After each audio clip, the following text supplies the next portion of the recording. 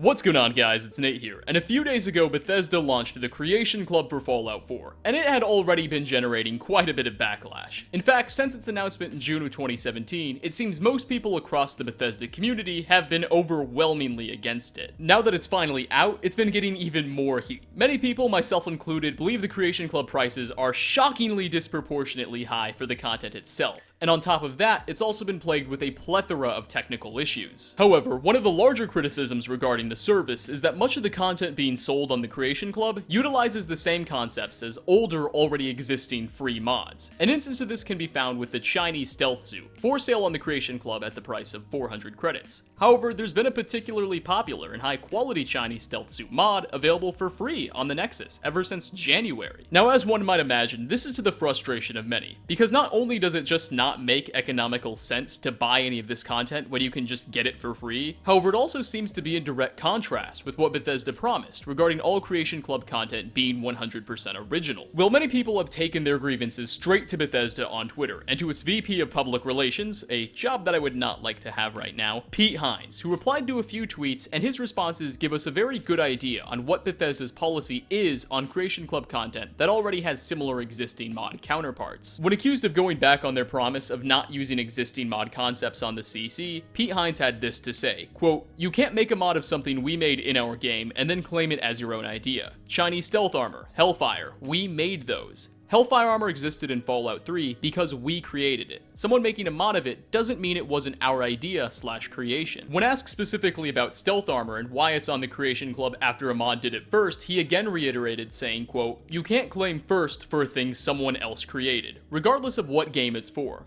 First is Fallout 3, not a mod for a later game." What Pete is referring to is that the Chinese stealth suit and Hellfire power armor were already original Bethesda creations, introduced back in Fallout 3. You could get the stealth suit during the Operation Anchorage DLC, and the power armor from murdering some Enclave soldiers to death. Neither of these armors made it into Fallout 4 though, so many people decided to mod them in, recreating their textures and special abilities. Bethesda's argument is that since they came up with these concepts to begin with, they're not really guilty of plagiarizing anything, which in my opinion is actually quite fair. However, regardless, I would have rather them gone for things that were completely new rather than just appealing to nostalgia and saying, look at what we did 10 years ago. Furthermore, this also establishes a bit of a precedent. We can expect to see a lot more Creation Club add-ons containing throwback armors and weapons from other Bethesda games that didn't make their way into vanilla Fallout 4, as Bethesda views that all as theirs to begin with. Of course, there still remains the question of the military backpacks. They've already been done on the Nexus and weren't in any previous Bethesda Game Studios games, so Pete's response doesn't really hold up there. The concept of backpacking isn't exactly an original one though, so perhaps Bethesda views something so general as fair game, but we'll have to wait and see just how far they'll go here. One of my biggest concerns with the Creation Club is whether Bethesda will resort to copyright takedowns on any mods, and if so, what would their criteria be here? Bethesda essentially reserves the right to demand any mods be removed from infringing upon their copyrights. They've never done this before, or at least not in any very controversial instances to my knowledge. However, there's also never been much of a reason to do that, but now that some of these free mods could detract sales from the Creation Club, there is an incentive. To Bethesda's credit, it doesn't seem like they're going to go that route, at least not with mods that came before the Creation Club, as the Chinese stealth suit and Hellfire power armor still remain intact. And if Bethesda ever were to try and take down one of these mods, it probably wouldn't do them very many favors in terms of their already wavering public relations. But on that curious note, we're going to wrap up. I'd say I'm very excited to see what Bethesda has in store for the Creation Club, but to be honest, I'm not. I just hope they get their ducks in a row and either do away with it or massively reconsider some things. But nonetheless, I hope you enjoyed the video, or at least found it informative. If so, a like rating is always very much appreciated. And what would you like to see done with the Creation Club? Lower the prices, improve the quality of content,